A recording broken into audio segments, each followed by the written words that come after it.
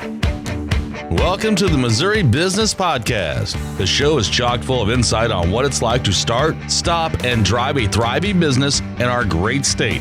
Each episode, we'll dive into the mind of a show me state business owner so you can avoid their mistakes and glean their expertise for your gain. Now, here's your host, John Piazza Norton.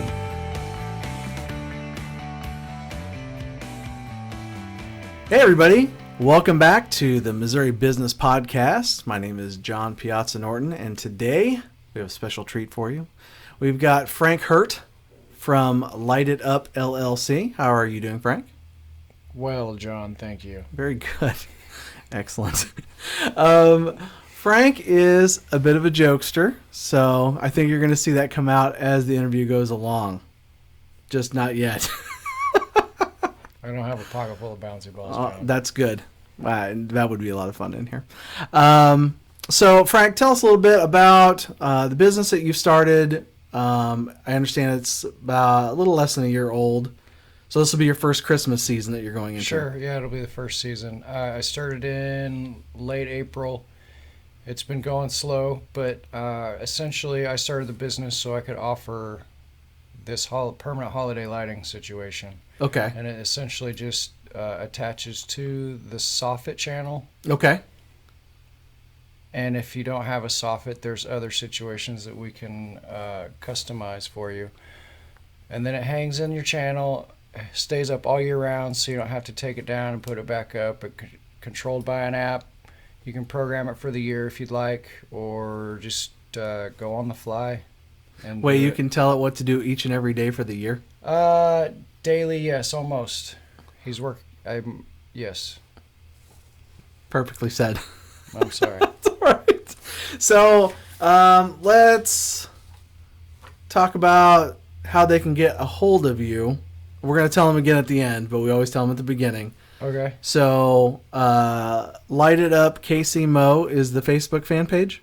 Yes. And it's LITE? Yes, LITE. Because it's like Miller Lite. Yeah. Okay, yes, very good. And then there's a website.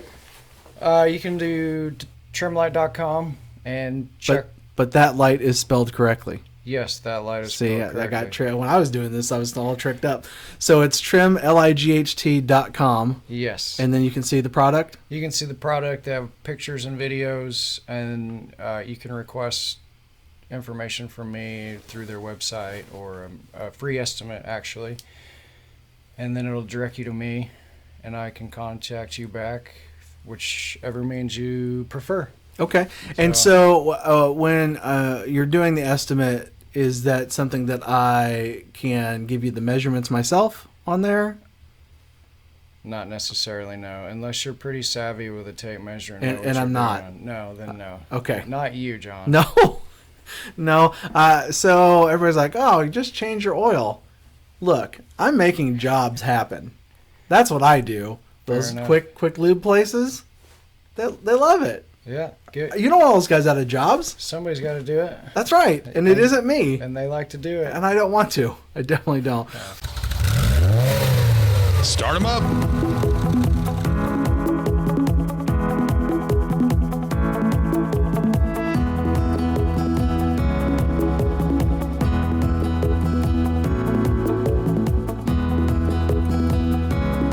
All right, Frank. Now, as far as getting the business underway, there's all kinds of websites. You can go online, you can click links, bing, bing, bing, bing. Yeah. You've started a business, good for you. What we're trying to get here is kind of some of the pitfalls or maybe some of the good stuff that over the last few months that you've encountered Sure. or that you feel would help some folks out. So let's talk about your perfect client. When you're building a business, you want to think about Lisa. And Lisa's 42 years old, and her husband's lazy, and she has to yell at him every year to get out there and do the lights, and he won't do it, and he waits till it snows, and then he complains. Is that kind of what you were thinking, or was it? Because when you try to market to the masses, it's tougher. Yes, that it is. Because then you have to buy mass marketing, which is super expensive. There really isn't one customer. I mean, this could be for, you don't know who wants to celebrate a holiday or wants to be festive all year round. Right. So essentially, you just kind of gotta. I mean, yeah, to an extent, I have to localize my marketing to certain neighborhoods and areas just to try and get a foot in. But essentially, anyone can put this on their house and afford it, and you don't know. Like I said, you don't know who's gonna want to be festive. Sure. So, But you can turn them green for St. Patrick's Day. but yeah, an ideal client, yes, an ideal client would be that one that gets tired of complaining at their significant other to hang lights for them and it never gets See, done. Lisa, this is for you. Eh, So that's good. So being able to figure out, I mean, everybody needs an avatar. Somebody that you picture. Sure. So sure. are you're looking for subdivisions? Has that been a big hit for you, or kind of where's your So yeah, subdivisions, because they're a little more localized in the neighborhoods, and the neighbors know each other and they like to not necessarily keep up with the Joneses, but they all like to interact with each other Sure. and decorate for the holidays. And this is something you can use for any holiday. Well, some of those neighborhoods have like competitions, Yes, and they do. they're very serious. So My family lives out in the middle of nowhere, and they have a competition. And they're the only one. There's 4 houses out there, and they're usually the only ones that see them, except for people that are driving by to go out and deeper into the middle of nowhere. Gotcha. Well, that's fun to have something that you look forward to every year. Sure. But I tell you what, I don't look forward to putting up the lights, and that is something that I actually do myself, and I haven't hired out, and so Not yet. you're right. So now, when you thought about doing this, was it simply because you saw a great opportunity, or you'd always wanted to work for yourself? Because now this is the first time you started a business, from what you were saying earlier. Yeah. And you can really get sideswiped with all the logistics and little stuff, Yes. which is why we do the show. Sure. Is to make sure. So what's one of the things that you absolutely didn't see coming and want to make sure people don't make the same mistake? Man, just this whole tax thing, the tax use and the sales tax, and Right. just setting up all the stuff online, which is probably a lot easier now than when you have to used to mail everything in. That's But- scary. That's a scary thought for sure. Just be diligent on keeping receipts and keeping everything in order and all your paperwork and tax numbers and everything like that. It's caught up with me and I'm paying for it now, but Yeah. in the end, lesson learned. Yeah. No, for sure. So, they'll, yeah, they'll definitely- figure it out. Definitely paperwork and taxes and all that jazz, because it's a hassle if you let it pile up and don't keep up on it. There's quite a few CPAs here in town Yes. that I've been networking with and so forth. That St. Joe's absolutely.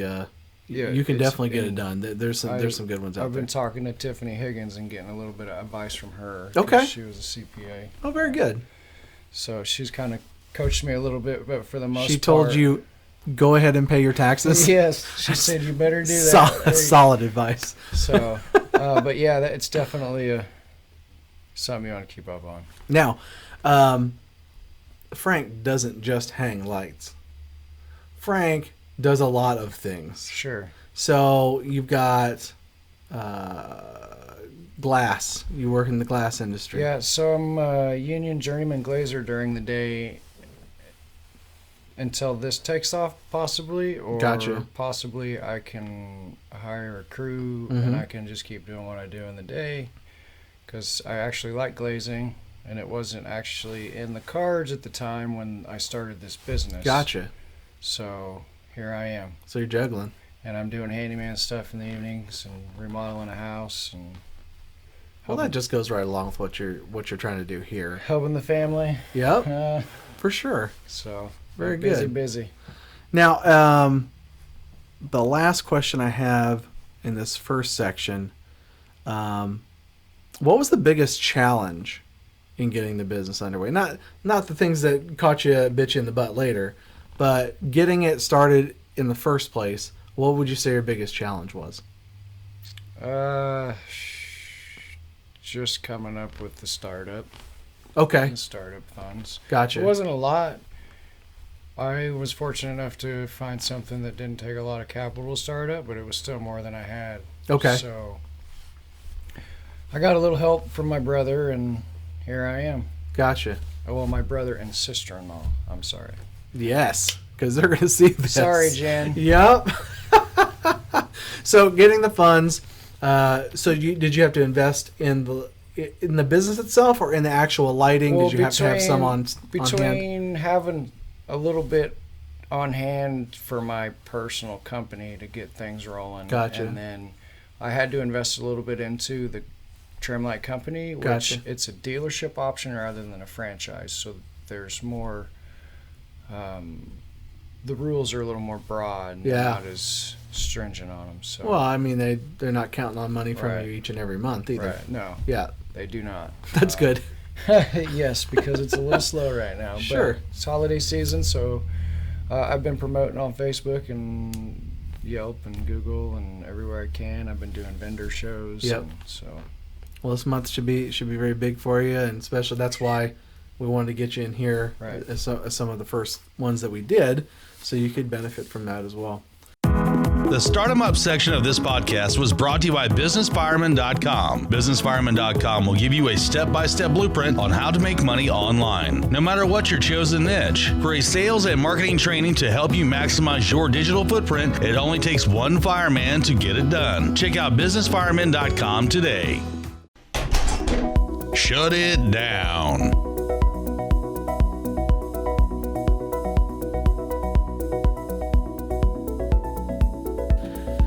All right, so let's talk about more of the downslope of the show, Sure. which is where we talk about.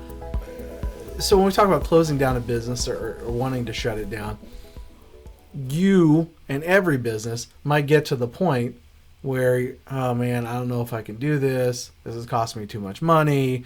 Da da da da. But a lot of people are very supportive. Brother and sister-in-law, for example. Sure. They'd be like, Frank, you can do it. Keep going. And there's at some point, people should actually shut their business down, Yes. or sell it, Yes. or do whatever. They have to get away from it to make the business better. Right. So let's talk about, you were working for a group at some point that ended up shutting their doors. Yeah, it was a glazing company in Colorado I worked for. Okay. It's been at least 10 years ago. Okay. However, I'm still really good friends with the owners, but it just was a situation where a series of unfortunate events, and we tried to make it float, and it didn't. And it was, and when it got to the point where we had to close, or we knew we were closing, it was just kind of, it was weird. It was an empty feeling knowing that you had to go in every day and you weren't going to have a job in a week, and you see all the materials going out and the tools being sold and getting paid in cash, which isn't too bad, but, the checks kept getting smaller. And, Yeah. it is what it is, but I hung in there till the end for him and did what I could, and it most definitely is a weird feeling. Well, let's back it up. Speaking of glazing, you glazed over the series of unfortunate events that led up to it. And I think that's the most important part for the listener is, when did it all start to really unravel? What are the factors that started leading it to, it got too far to save, if that makes sense? One of the owners wasn't making smart financial decisions. Okay. He had some personal habits that cost a lot of money, and he wasn't telling anybody that he was leeching out of the funds, and so he wasn't doing his job getting us work. And then another estimator was let go due to office situations that he was putting, uncomfortable situations that he was putting other employees in. So he had to be let go, and he was our main estimator, and he Gotcha. honestly got us a lot of jobs and money. He had a lot of the contacts. So, from there, with those two things, and then just employees being, unreliable, which we've all been there. We've Sure. all had stuff happen in life. Sure. And it just, once it happens, it breaks loose like a dam. And Well, you get to be you get flooded. a glorified babysitter. Yes. I mean, it's really what it is. So when people are calling in, it's, hey, my kid's not coming today because of this. And trying to organize that, make sure you got crews going out Yep. and doing the job that you have scheduled, and not having to call them and say, hey, we can't come today because Anything, right? Billy's being a jerk. I mean, that right. that's not great. So that's not a call you want to make. And being able to stack everything up against that. How do I have a staffing agency on speed dial to where I can actually get a semblance of a crew out there, where I've got a couple of guys that do know exactly what to do and 2 guys to carry stuff. Sure. I mean, we got to be able to put that together on the fly. Luckily, it's for you. It's just you. Right. So now, if you don't show up, yeah, it's that's no good. nothing's getting done. No, it's definitely difficult. And even being like now working, just scheduling these jobs, working during the day and trying to schedule measures in the evening and do installs for a few hours every night that I can until the job is done, or schedule for a weekend, so I have a whole weekend. But then now I'm essentially a babysitter at work because I'm a journeyman, so I get apprentices and I'm teaching and they're hopefully learning. But you're thinking for 2 people because you're responsible for that guy. Sure. So in the end it's rough. That's strenuous as well. So. Absolutely. So, and people start building teams, and they're like, "Oh my gosh, you got more people. We can pay more people." Well, then you've got, remember those taxes? Yeah, taxes. Yeah. So those keep going up because you got to pay part of it for them and their health benefits and all that stuff. And people are so excited to do business that they don't realize how expensive it is to do business. It adds up for and sure. So they have a lot of times not priced what they're doing appropriately to cover all those things. Yes. So people ask me all the time, what should I give away? Because a great way to get any business or to do anything in life is to volunteer. 100%. Because once somebody sees it, off they go, and that's the great way to do it. But aren't you really doing that with the scenario I just laid out? So they get in there, you're paying too much out and not getting enough in. Yep. You're not even getting the benefit of the free publicity. Sure. So that a lot of times that's why businesses start to go down the tube. Another one is somebody's health. Sure. The owner or the main estimator gets sick. He's out for 2 weeks at a time. It's rough. Yeah. It starts taking a toll for sure. That's something you can't replace. And one of the questions that I'd posed to you in the email was, what would you do if your health got too bad? But it sounded like you kind of had a plan in place. Oh yeah. I actually, hopefully it doesn't get too bad, but if it does, I've got so much family around that would be willing to help me out, fill in for me, or whatever needed to be done. My dad actually came out a couple Saturdays ago and helped me on the job in Savannah. Okay. So I didn't have to be out there one man in it. And which was nice because it got him interested in the product. That is nice. So, but definitely family. They're around if I need them, and that would be probably my main support. Would you say that family was helping you all? I mean, obviously with the money part, but was it family helping you at the show the other day? Yes, and actually when I do my vendor shows, I've been having some family come with me. I have a cousin that's been showing up and helping me out, and her husband. They've been to the last few shows. They were at the Josephine and the Platte County Fair with me. Gotcha.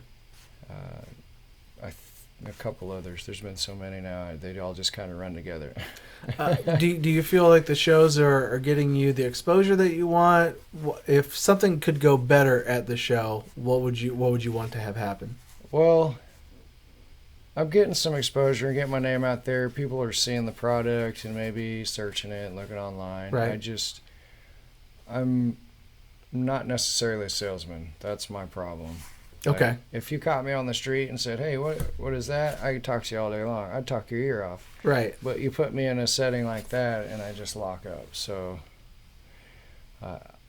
it's just something I got to work on. So Well, it's nice to have that help from other people to help open, and what you have isn't in every store. No.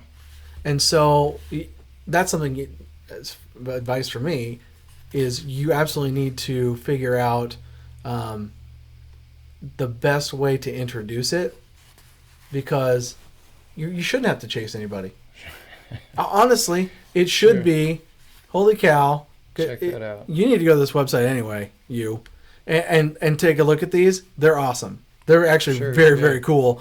And just because of that, I'm not in the market for that. Or, holy cow, that's crazy. How much is that going to be? I don't know. Well, let's measure your house. So that obviously that's the process, but that's not something you should be chasing people for. No way. No. It should be, I see that. It's a visual. Sure. It's not something you have to explain. Look at this. It's a house with lights on it. It looks really good. So it's not something you should have to sell. I think that's okay. It's even with my display, I still notice that some people are confused as to what it is. I have a couple signs and a banner and flyers and everything, and I still try to tell them. But just the initial walking up on it, most people seem confused as to what it is, other than the giant sign that says permanent holiday lighting. But okay, you can't. Could you spell it out in lights? I guess I could. All right, let's stop talking about closing businesses now, because that's not what we're doing today. The Shut It Down section of this podcast was brought to you by CreditTwister.com. If your personal credit is trash, but you still have the heart of an entrepreneur, why not let the business credit save the day? CreditTwister.com is the gateway to developing a credit score based on your EIN, not your SSN. If you have been worried that your past will ruin your future, check out CreditTwister.com right now to start building a solid tomorrow with standalone business credit. The final minutes.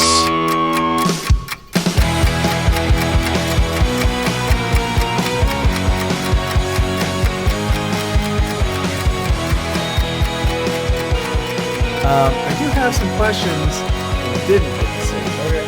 So these are off the cuff, classic Frank. That's what I want. Ready? All right. So, I know which one to start. I don't think so, Tim. So, what do you think about when you're alone in your car? Oh my jeez. What I'm going to do when I work on the house, when I get home, what if I got any measures, if I got any bids, if I got to send out this quote, like I got to get this quote out tonight that I've been trying to get out for the last 2 days because I've been so busy at my day job. Yep. So schedule, really. What I'm going to eat, because I found out a couple years ago, I started a lifestyle change where I eat mostly organic and a little bit on the keto side. So allergy issues, so what I'm going to eat, I mean, jeez, bro. I just ran into an ex-girlfriend a couple weeks ago. She's now living with me and we're engaged, so now I have somebody else to worry about and to take care of. Not necessarily that she needs somebody to do that for her, because she's a strong, independent woman. But now that is kind of the deal. It is I feel it's my responsibility to at least help her out. Understood.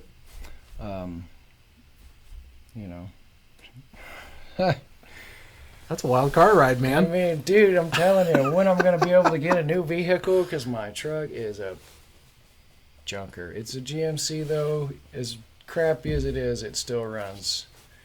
My Ford's... How many miles it got on? I don't know, probably 300 or so. 300 miles? That's good. 300,000. Oh, that's a lot more. But all my Fords, if something happened, they'd always stop running. So Do you also listen to music while you're in I said do car? occasionally. Yes, I do. I just flip on the YouTube channel or the Pandora shuffle, or I like to listen to books. I get tired of music because Okay. it's all the same thing, and I get You tired of have hearing the heard same it. songs. So I got Audible books I listen to. Nice. Sarah likes to listen to podcasts, so I'm starting to get into those. Good. So Yeah, because you can listen to those anytime. yes, You're right. you can. I mean, you can't see what's going on here, but I mean, so many great things are happening visually. Speaking of music, what song best describes your work ethic? Oh man, I don't know. Beats me. You don't know. That's a hard one. I'm That sorry. is a hard There's one. so many songs run through my head. That's something that you can't just ask me off the fly. I can't. I know. I That- apparently can't. That's true. That one has to be thought out because that's a serious question. That would be my theme song. That while I was working, if I had a movie and there was a theme song playing, So if you're a wrestler and you're coming into the ring, what That- song would be on? I don't know. Nothing? My ringtone's Van Halen Jump.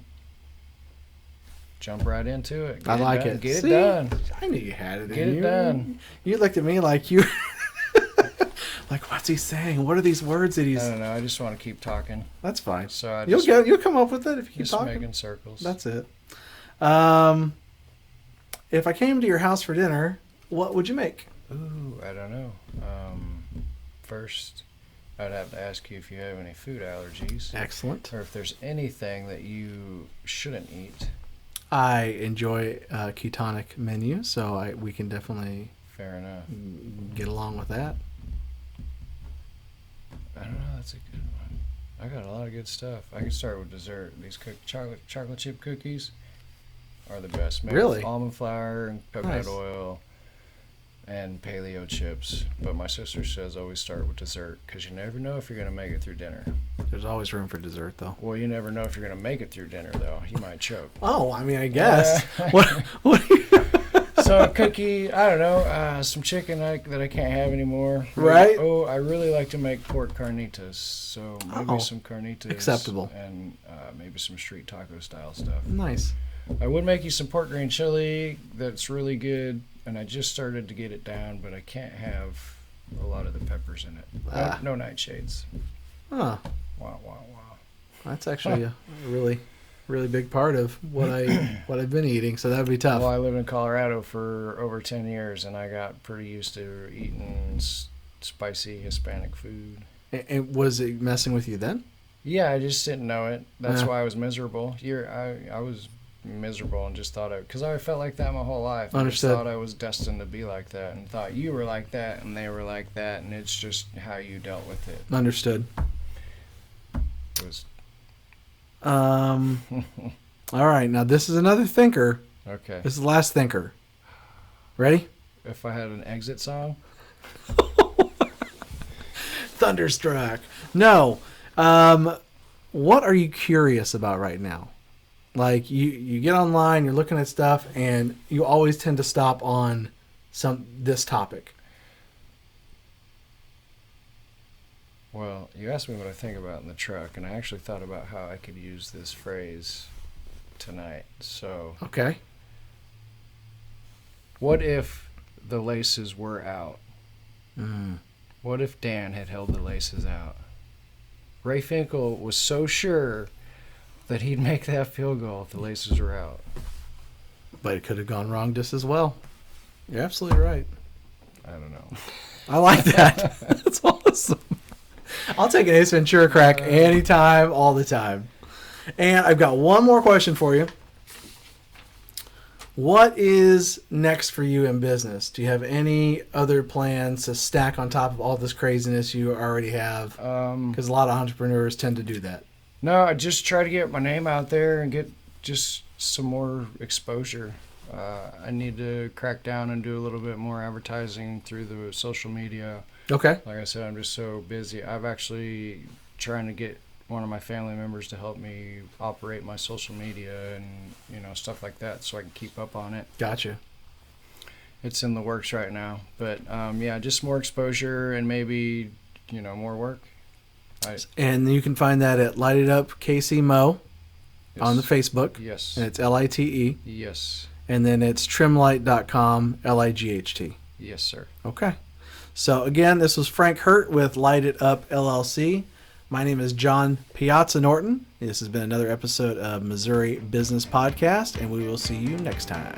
Thanks for joining us for this edition of the Missouri Business Podcast. Make sure to visit our website, MissouriBusinessPodcast.com, where you can subscribe to the show on iTunes, Spotify, or Stitcher so you get the ding when the next one is out. And if you have a question to pose on the show, just shoot us a comment on the website or like the John Piazza Norton Facebook fan page for direct access. Be sure to tune in next time when we squeeze the brain of another business leader for your benefit. Talk is cheap. I'm from Missouri. You have got to show me. See you next time.